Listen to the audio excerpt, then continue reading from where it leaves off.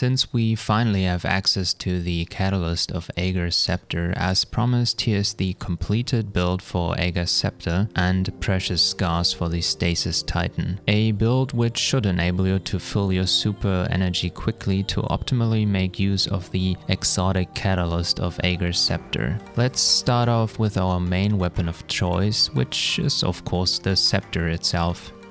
The first real stasis weapon. I'm just going to pretend that shitty exotic sidearm never existed in the first place. Cryo what now? While pairing wonderfully with our light subclasses, Ager's Scepter can make full synergistic use of the unique stasis aspects and fragments, wreaking even more havoc when combined with said subclasses. The weapon's ammo economy is not particularly good, but we can easily remedy that by slotting ammo capacity as well as ammo finder mods.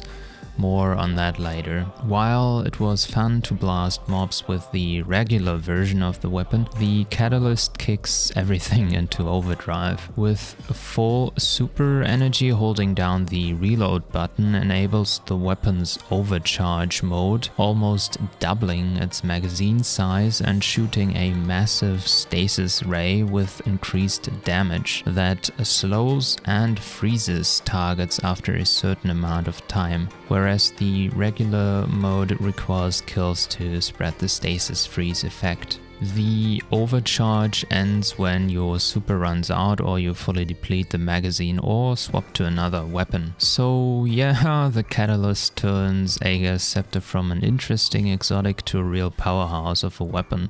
Well, at least in my testing so far. The backup weapon of choice can honestly be whatever you feel comfortable using. I, for my part, opted for the auto rifle since you can make use of anti-barrier rounds that way. As I mentioned in the preview video, grenade launchers might also be a decent weapon of choice, but you might run into ammo issues if you tend to be a little too trigger happy. As for power weapons, I'd suggest using the Reed's Regret linear fusion rifle, for one because it pairs well with this season's artifact mod, particle deconstruction, and well, it also happens to do stasis damage, which synergizes with our exotic armor choice, precious scars, and its Kintsugi perk. However, you can go with whatever heavy weapon you want really, for example the newly buffed explosive light rocket launcher Ascendancy, and well,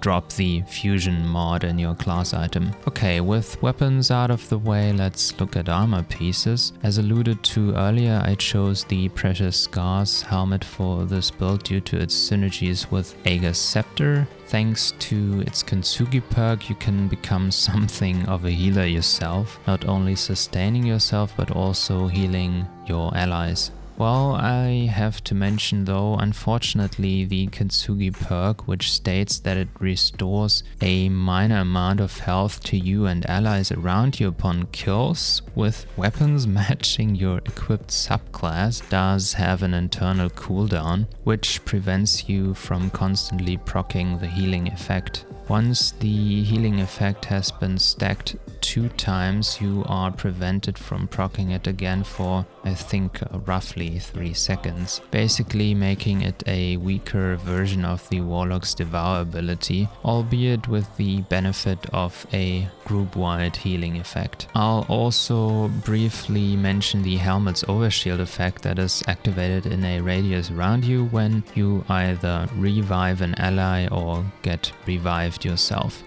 This comes in handy once you tackle more taxing group content, whereas it is absolutely useless in solo content. As for most PvE settings, I tried to max out my recovery stat. Our intellect stat will be boosted with a elemental well mod, meaning that we do not need to invest too much into it via gear. And speaking of mods, elemental well mods seem to be all the rage this season, so this build makes heavy use of that type of armor mod. The elemental well mods in use are explosive well maker, since the shatter damage of Stasis is considered to be explosive damage. Shattering enemies has a chance to spawn solar wells. This, combined with the Well of Ordnance mod, helps us get our grenade back quicker, which is especially useful when employing the Duskfield grenade, which can be used to constantly trigger the Focusing Lens artifact mod's damage buff for your allies with said mod equipped. Buffing the damage of Ager's Scepter even further is a combination of elemental armaments and Font of Might.